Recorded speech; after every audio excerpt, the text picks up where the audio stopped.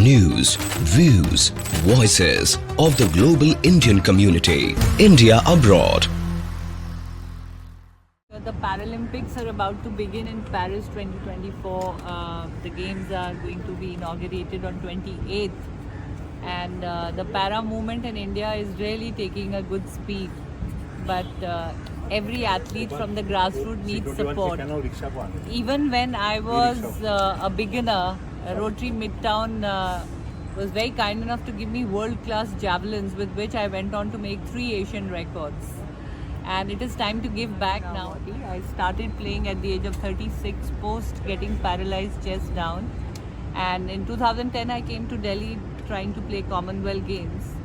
And post that, till the time actually the policies were made and the Paralympic Committee got the Target Olympic Podium scheme, we had our struggles for stay arrangements, for equipment arrangements, for transportation arrangements, and a lot of fund is required when a person with disability who needs attendance. And that's where Rotary Midtown really held my hand in 2011 and 12, which resulted into the medals that I have brought for my country. These are all polio-affected children, and Deepa Malik ji is of course a known person globally. Dr. Deepa Malik was the president of the Paralympic Association of India, and she's been a sports person, gold medalist, silver medalist at the Olympics and in Paralympics. And these all are table tennis players whom we have just given these special wheelchairs for sports use. Because normal wheelchairs are not clean, they are not smooth there, so they have been given that. And By whom? by the Rotary Club and my trust, the Nakshman Trust, which is this one which I run, where we keep helping by now thousands. Even my daughter is a person with disability. She had a head injury resulting into hemiplegia. But sports has empowered the mother-daughter duo. We are the only mother-daughter in the world who have played together. She is... But then they were getting delayed. I'm Devika Malik. I am an international para-athlete. I have competed at the Asian Para Games in 2023 and I currently hold 2 national records in my disability category in sprints. And I also run a foundation called Wheeling Happiness Foundation.